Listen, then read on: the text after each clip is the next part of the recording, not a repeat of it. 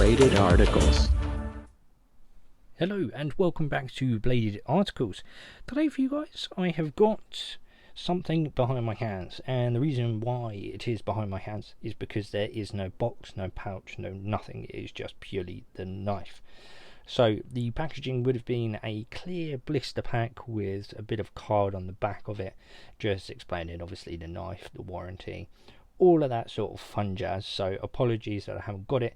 However, we have got the main product, which is the knife itself. Now this is a Winchester, and to be more precise, the Winchester Ironsight. Now I think that's a pretty darn cool name if you ask me. However, as far as the knife goes, it's budget, let's say.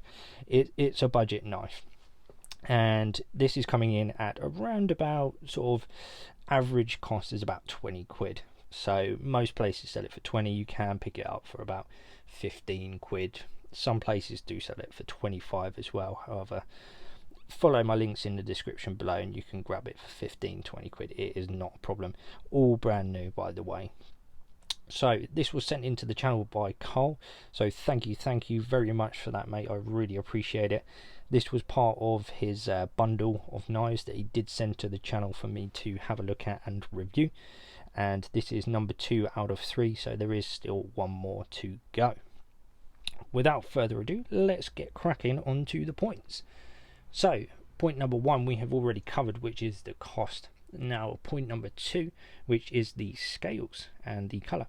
So this is brushed aluminium, just real basic brushed aluminium, and it's a nice touch, I must say. However, with brushed aluminium, brushed anything, if you catch it the wrong way, you will see it, such as this big old mark here. Now I'm not entirely sure if I have done that, so I completely understand if Carl, has a go at me. I will completely buy this knife off of him for 30 quid, whatever he wants, if that is the route that he would like to take. But I apologize if any of these scratches were me, Carl. Again, so sorry, buddy. But as you can tell, this has been through the full works. It has been through like every other knife that I review on this channel. It goes through it, and I think it's mainly due to my rings. So I may take that off for any knives that get sent into the channel, just for keeping it obviously as clean as I possibly can throughout the use, I would say. Yeah, without the use. Okay, so we've done the brushed aluminium, and that is on both sides there, on the show side and on the back side. And also you do get a pocket clip in there. It's not the hugest, but it does suffice. You can get a single piece of paracord through there, and it does work definitely. And you also get a little bit of jimping up here, so it is really actually rather good. It's rather aggressive, as you can see, but it is better than what I have seen on a lot more higher end knives.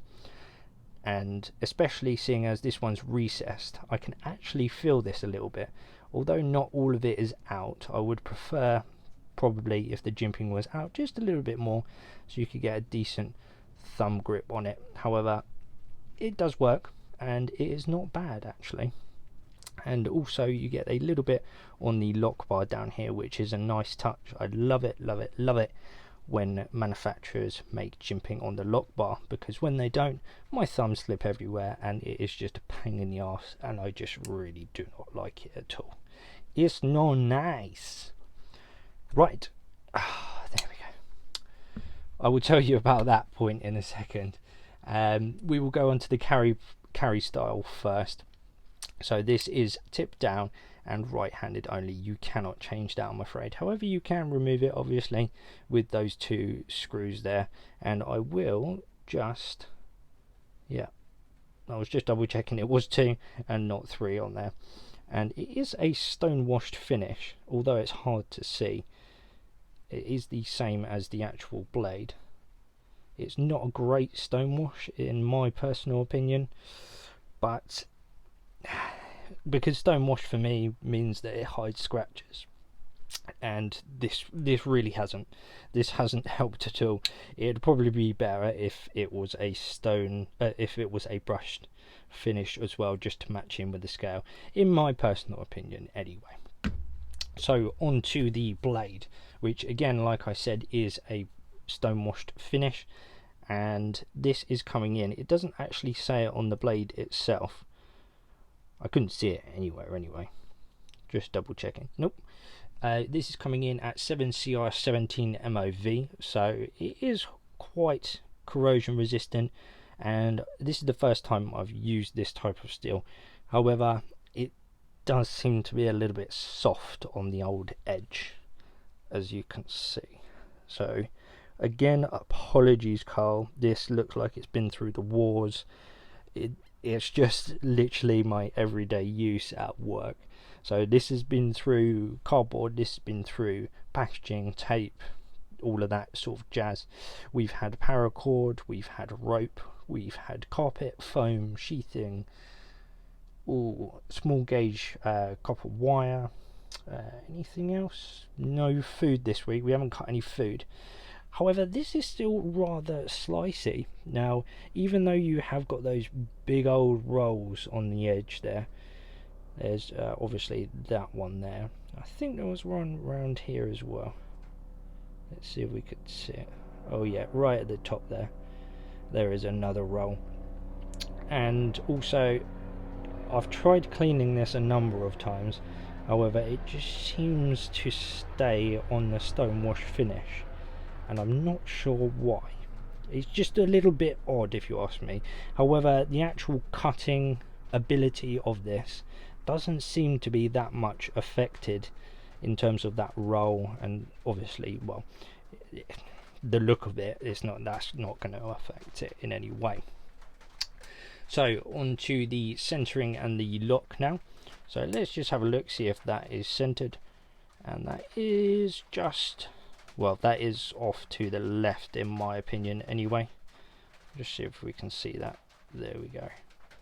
That is off to the left. I may just tinsy tighten that up just a little bit before it goes back to Carl, just so it is obviously in as good as nick as possible.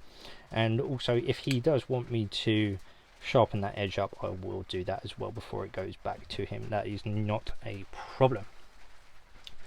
So the lock itself is a frame lock, as you can see, and it is nice and easy to unlock. It is not a problem at all, and it locks up really darn well in all fact, and it goes pretty far over onto the actual blade in there, so pretty sweet. Now let's have a little look at the length. So the cutting edge length is coming in at, I call that just, oh, that might be actually, I call that 8.5 centimeters, dead on for the cutting edge. And then overall just under 20 centimeters, so 19.8, 19.7 on the overall formation. Let's just have a little look at the closed formation. We will go point to point, and that is coming in at 11.5. I'd go maybe 11.6 at a push. Now the other issue I have with this is the opening. So you have to give it a flick. You just have to. You can't not, because when you try and flip it, it just doesn't want to go anywhere. It just doesn't like it. No matter how hard you try and flick that, it will never ever ever fully lock into place. So all I've done is just given it a little flick of the wrist as well as the flipper tab, and it's been absolutely fine. And also you can use the thumb stud, that is not a problem at all. And sometimes as well you can do the spidey flick, which is just reverse, but you still have to give it that flick of the wrist. Now that is all down to, I do believe, when we can see it, there we go, you can see one just poking out there. the plastic washers. Now I did give it a little oil, but I'm not going to take this apart. I'm not going to fuck about with it because it is not my knife. It is Carl's. So if it was mine, I probably would take it apart. I'd probably fuck about with it, see if I could get that silky smooth or as smooth as I can. Maybe even change the washers, because that just sticks like shit. I'm not going to lie. It absolutely sticks. You get about quarter of the way, halfway around, and then it just goes.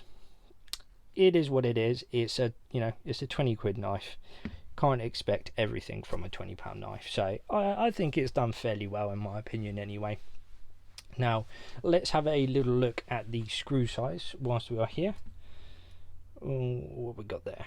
Let's try a T10. I think that's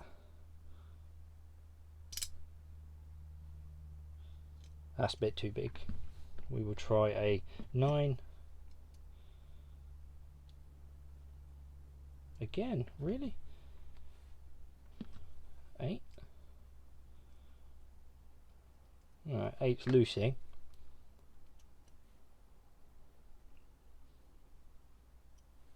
I'd call that a 9. I'm going to go with a 9 on that. That's a nice and tight fit in there. You may have to push down a little bit because it looks like it's not a very deep socket for that Torx to go into. So I'm going to go with a 9. I would use a 9 in my opinion anyway, because a 8 too loose. 10 obviously you have seen, and obviously now Carl's seen, and I will polish that scratch out. Definitely too big. So I'm going for a 9 on the pivot. Where there we are, and I am assuming that it would be the other side. I'm not going to take off the pocket clip, I'm afraid.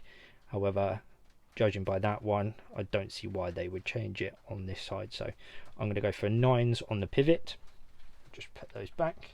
10 and 8, and then I'm going to go all the way down the bottom for a 6 for these.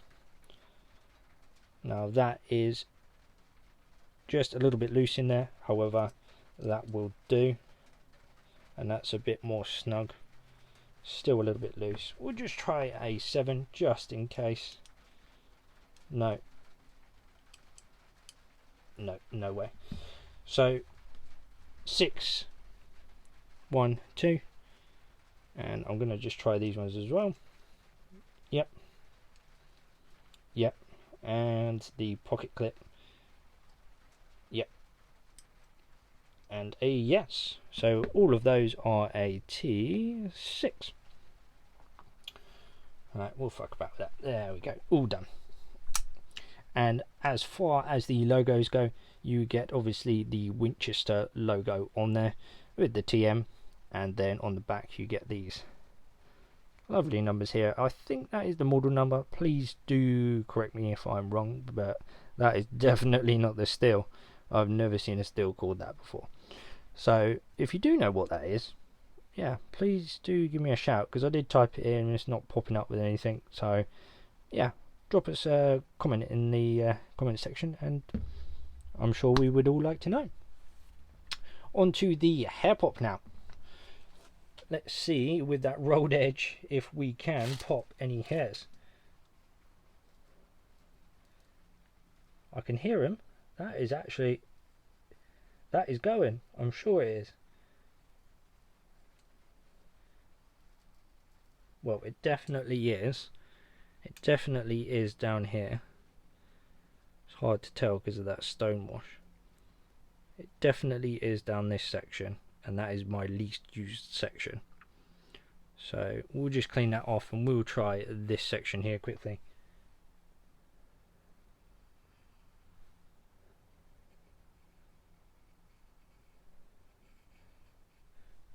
No, I can't hear them popping with this section. Oh, there is 1 or 2. I don't know if you can quite see that because of the stone. Just about right above my finger there. There's like literally like 2. So Yes and no. However, I don't blame it because of the rolled edge on there. So it is what it is. It's a £20 knife, and again, I will sharpen this before I send it back to Carl. That is not a problem if he wants me to do so. The hair pop is good, so well, half good, half bad, but it has lasted a lot longer than I thought for 17 CR 17. Sorry, 7 CR 17 MOV still. It's actually done pretty well. Just a quick size comparison. That is the MBK as well that Carl sent over, and also the Osborne 940. Just move this one, and we have a Liongma in there as well. So it is quite a big daddy, and also I have got actually, which I think will be pretty darn close. I think it's this one, the Boca, yeah, Boca Magnum, blue dot. Pretty darn close. That is pretty similar in both aspects. Brushed, budget, yeah, pretty sweet. However, this one does open up a lot easier. But there we have it. That is the Winchester Ironsight. Happy days. Thank you very much again, Cole. Just before we do go, if you are interested in one of these coins here, this is the Bladed Articles coin. You can purchase these from Who Knives over there. That is not a problem at all. And they are all serialized. Now I'll just show you. This is mine, number 0000. They are all serialized from number 5 to 29, and 000 to number 4 are the prototypes.